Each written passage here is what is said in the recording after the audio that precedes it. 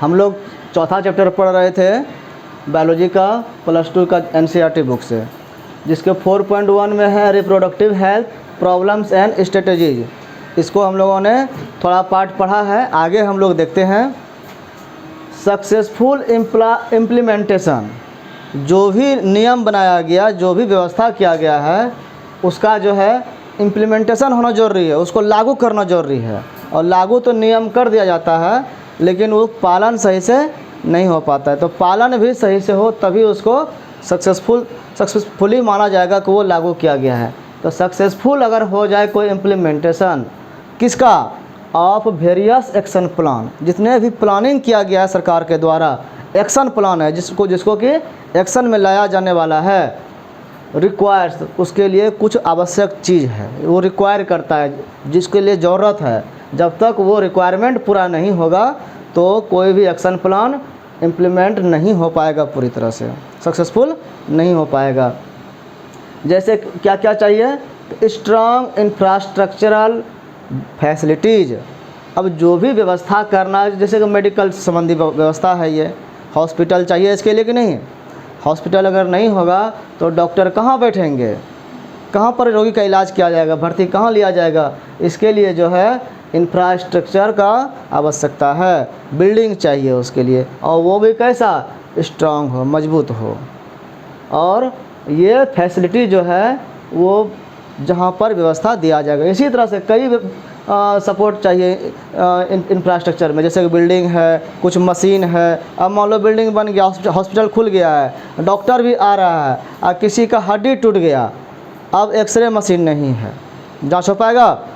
तो वो जितने भी वहाँ पर व्यवस्था है वो सबको इंफ्रास्ट्रक्चर कहते हैं। ये मजबूत संरचनात्मक सुविधाएं जो होनी चाहिए इसके लिए वो आवश्यक है, वो पूरी तरह से व्यवस्था होना चाहिए। दूसरा है प्रोफेशनल एक्सपर्टीज चाहिए, स्पेशलिस्ट चाहिए, व्यावसायिक विशेषज्ञता चाहिए।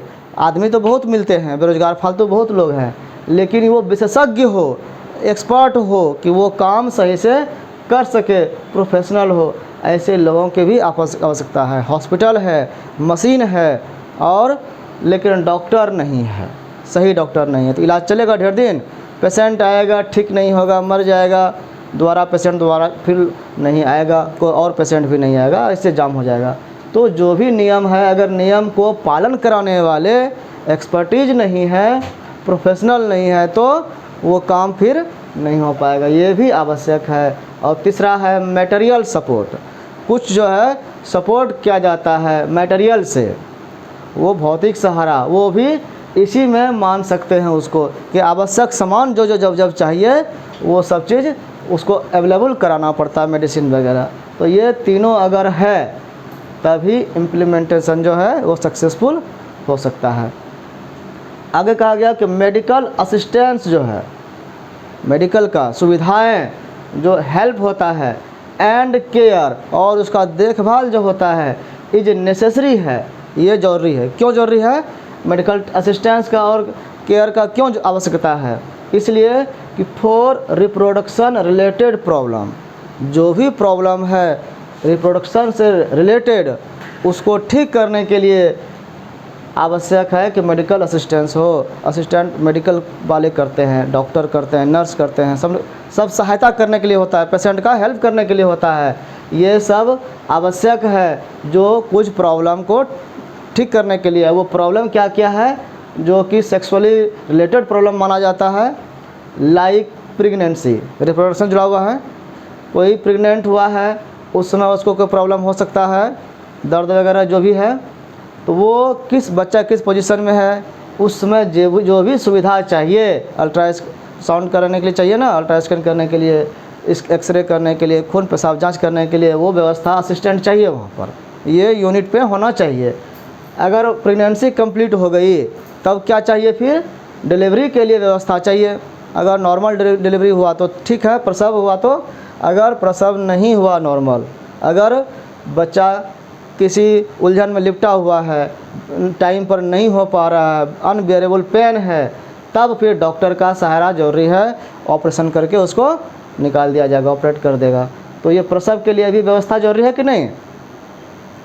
एसटीडी जो है, जो यौन संचारित रोग है, सेक्सुअली ट्रांसमिटेड डिजीज़ जो है, जो यौन के द्वारा, सेक्स संबंध के द्वारा फैलने वाले रोग हैं, अगर वो फैल गया, किसी को हो गया, तो उसको ठीक करने के लिए विशेष केयर किया जाता है। उसको मेडिसिन कुछ रेगुलर इंटरवल पर दिया जाता है। तो वो उसके लिए भी असिस्टेंट का ज़रूरत है, मेडिकल असिस्टेंट का।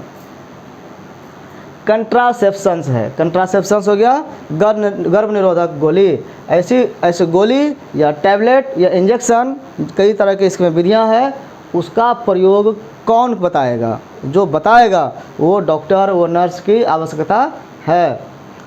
मेंस्ट्रुअल प्रॉब्लम, मासिक धर्म से संबंधित जितने भी शिकायतें होती है लड़कियों में, औरतों में, उसको भी ठीक करने के लिए डॉक्टर चाहिए। ये सब जो है ना रिप्रोडक्शन से रिलेटेड प्रॉब्लम है। और एक और है इनफर्टिलिटी, जिसको कहते हैं बांझपन या बंध्यता। इसमें क्या है कि ये सब प्रॉब्लम कुछ नहीं होता। ऐसी लड़की औरत जिसमें ये प्रॉब्लम नहीं होता है, तो ये प्रॉब्लम होता है। फिर मतलब उसको न प्रेगनेंसी होगा, न डिलीवरी होगा, न एबॉर्शन होगा, न कंट्रासेप्शन होगा, ये सब कुछ नहीं होगा उसको। ये सब का आवश्यकता ही नहीं है। इनफर्टिलिटी में वो चाइल्ड नहीं प्रेग्नेंट कर पाती, कंसीव नहीं कर पाती है। तो इस तरह से ऐसे इनफर्टिलिटी वाले का भी इलाज होता है। अभी विशेष यूनिट बनाया गया है कि जो बांझ है महिलाएं, जिनको नहीं हो पा रहा, यूट्रस में प्रॉब्लम है, जो भी प्रॉब्लम है उसका, मेंस से प्रॉब्लम है, उसको इन विट्रो जो है बाहर से उसका बच्चे का फर्टिलाइजेशन करा करके पेट में डाल दिया जाता है। कई तरह के इसमें बच्चे पैदा करने का विधियाँ अभी हो गया है। अब समय में ऐसा आ गया है कि कोई भी लड़की माँ बनने से रुक नहीं सकता है, उसका व्यवस्था है। कई तरह के विधियाँ हैं उसका। इम्प्लीमेंटेशन ऑफ बेटर टेक्निक, जितने भी नए नए समय जैसे आते जा रहा है, इतने रिसर्च आ रहा है, इतने नए नए मशीन बन रहे हैं जो हेल्प करता है इसकी व्यवस्था को ठीक करने में। तो बेटर टेक्निक जो है उसको इम्प्लीमेंट करते रहना पड़ता है।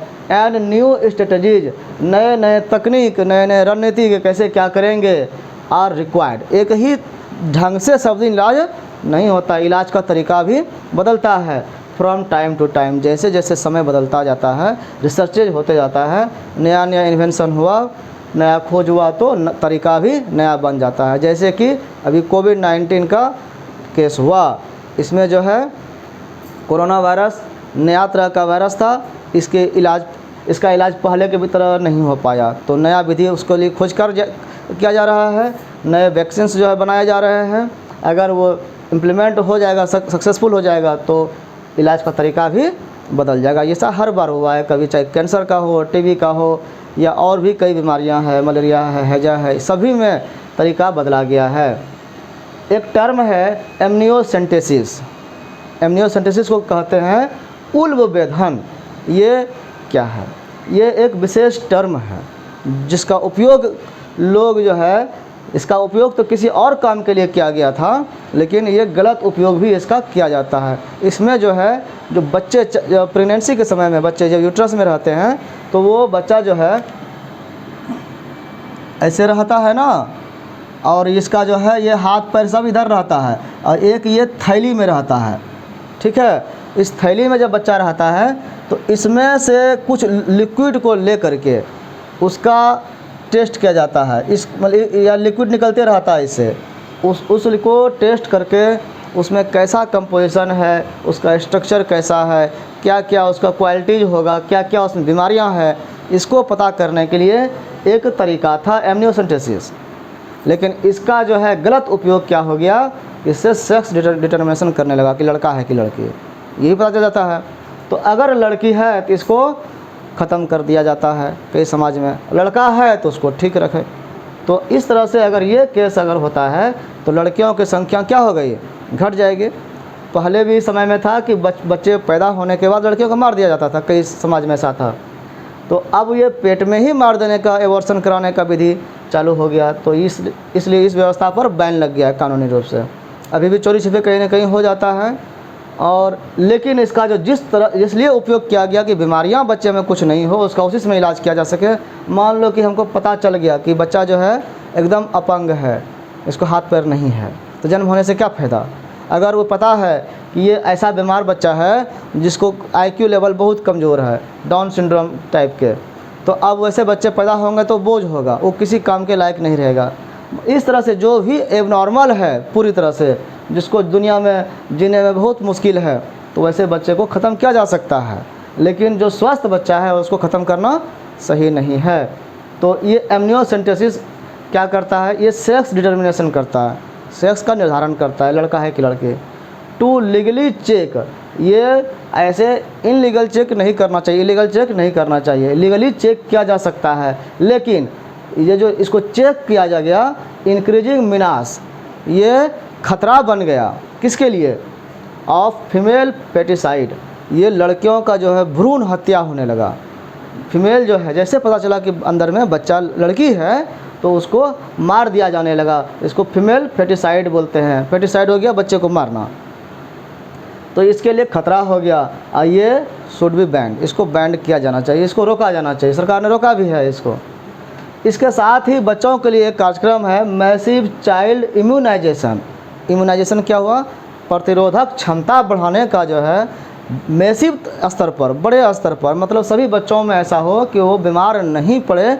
बाहर छोटा छोटा जो है चेचक है और टीबी वगैरह है, ये सब कोलरा है, ये सब बीमारी नहीं हो, उसके लिए उसको टीका लगाया जाता है। तो इसके लिए भी ज़्यादा विस्तार से इसको हॉस्पिटल में व्यवस्था दिया गया, हर जगह टीका उपलब्ध कराया गया है।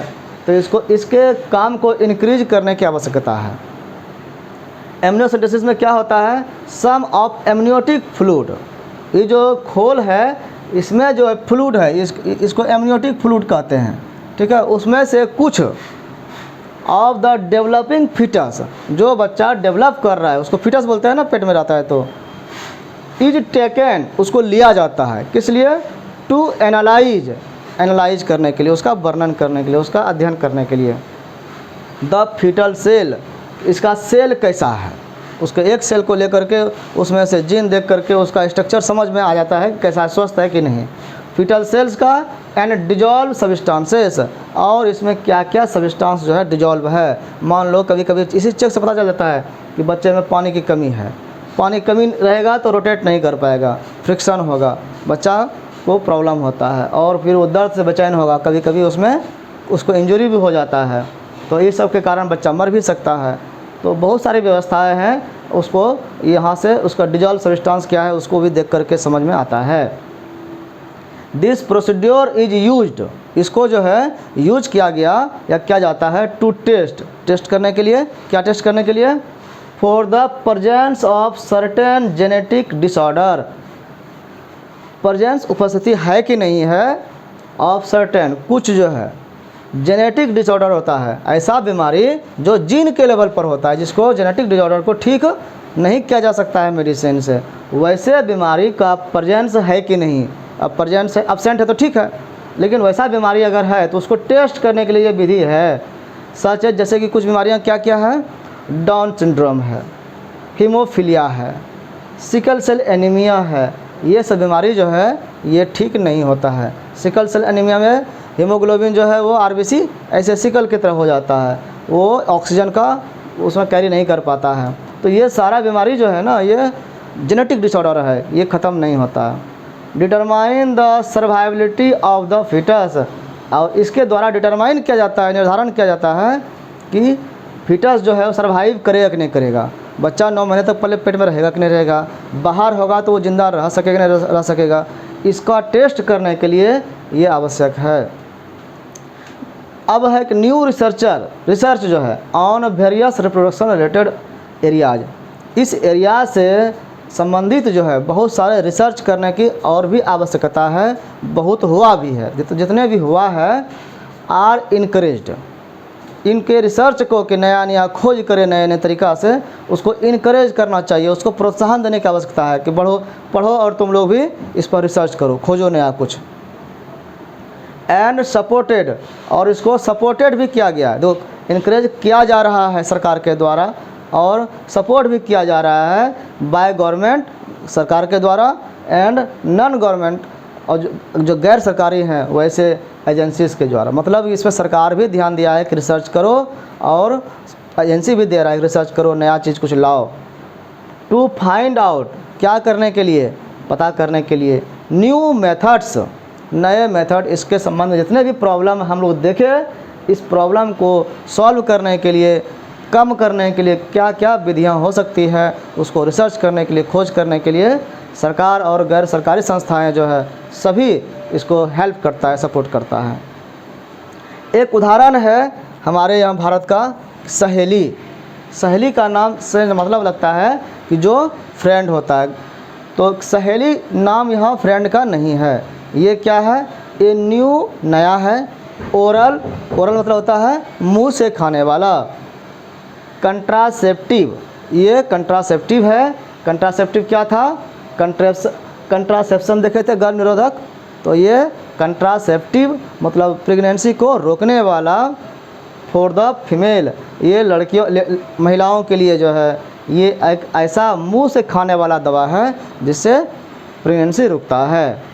तो ये जो सहेली है यानी गर्भ निरोधक टैबलेट है, ये वाज डेवलप, इसका जो डेवलपमेंट हुआ है वो सेंट्रल ड्रग रिसर्च इंस्टीट्यूट, ये जो है CDRI, ये कहाँ है, इन लखनऊ, इंडिया। इंडिया के, भारत के उत्तर प्रदेश के जो राजधानी है लखनऊ, वहाँ पर ये संस्था है CDRI, इसी के द्वारा ये डेवलप किया गया है। तो यहाँ के साइंटिस्ट भी काम कर रहे हैं, ये प्रेगनेंसी को रोकने के लिए है।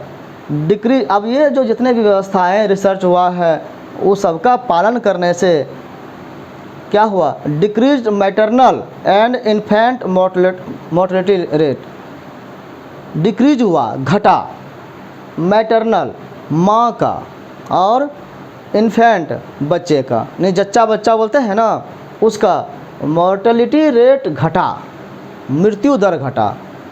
होता क्या था पहले कि अब प्रसव के समय में बर्दाश्त नहीं हो पा रहा है और माँ भी दर्द से मर जाती थी, कभी कभी बच्चा भी मर जाता था, फंस गया, आधा निकला, गला दबा गया, मर गया, बहुत सारे चीज़ होते थे। तो व्यवस्थाएं इतनी बड़ी है कि अब माँ का और बच्चे का जो मोर्टेलिटी रेट है, मरने का जो दर है, वो घट गया, अब नहीं मरता है, बचा लिया जाता है ऑपरेशन करके, जैसे भी हो।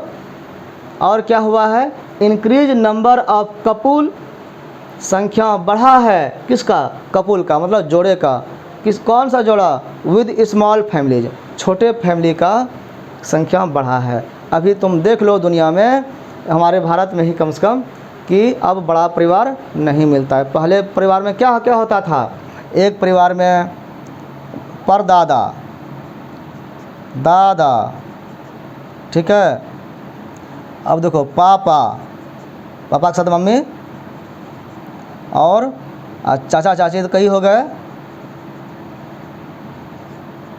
और उसके बाद जो है भाई बहन, और उसके बाद जो है उसके साथ बेटा बेटी, भतीजा भतीजी, फिर जो है पोता पोती, नतनी नाती, इतना लगभग जो है ये एक साथ रहता था एक ही परिवार में, इसको बृहत परिवार कहते थे। अब ऐसा परिवार बहुत ही घट गया है, कम हो गया है। एक ही आदमी को 8-10 बच्चे होते थे, नॉर्मल था ये बात, 8-10 बच्चे होना वो नॉर्मल था। अभी के समय में क्या है, पहले कुछ दिनों पहले, कुछ सालों पहले निकाला गया एक योजना, हम दो हमारे दो, हम दो मतलब हम पति पत्नी और हमारे 2 बच्चे। अब उसको भी रोकने के लिए बहुत जगह जो है लागू हो गया, हम 2 हमारे 1, हम 2 हैं लेकिन हमारे बच्चे जो है वो 1 ही होंगे। ये क्यों, क्योंकि जनसंख्या को कंट्रोल करना है। तो यही कहा गया कि जो सिंगल फैमिली है, स्मॉल फैमिली जो है, उसकी संख्या जो है वैसे कपल की संख्या बढ़ गई है। बेटर डिटेक्शन, अब अच्छे तरीक़ा से डिटेक्ट किया जा रहा है, जांच किया जा रहा है, एंड क्योर, और उसको ठीक भी किया जा रहा है, ऑफ एसटीडीज, जो सेक्सुअली ट्रांसमिटेड डिजीज़ है उसको ठीक भी और जांच भी किया जा रहा है। And overall increased medical facilities, और पूरी तरह से अगर देखेंगे तो मेडिकल फैसिलिटी जो है, इतने डॉक्टर, इतने हॉस्पिटल, इतने जो सब कुछ व्यवस्थाएं हैं वो बढ़ गया है for all sex related problem, तो सेक्सुअली जितने भी रिलेटेड प्रॉब्लम होते हैं उसको ठीक करने के लिए जो मेडिकल सिस्टम चाहिए वो अभी बहुत ही बढ़ गया है। इट इंडिकेट्स, ये इंडिकेट करता है, ये क्या बताता है कि improved reproductive health of the society. एक सोसाइटी का जो रिप्रोडक्टिव हेल्थ होना चाहिए अब वो इम्प्रूव हो गया है, मतलब सुधर गया है। अब जो इसके संबंध में जो भी प्रॉब्लम था उसको बहुत ही अच्छे तरीके से उसका निदान किया जा सक रहा है, जो कि पहले से अच्छा हुआ है, इससे और भी अच्छा हो सकता है।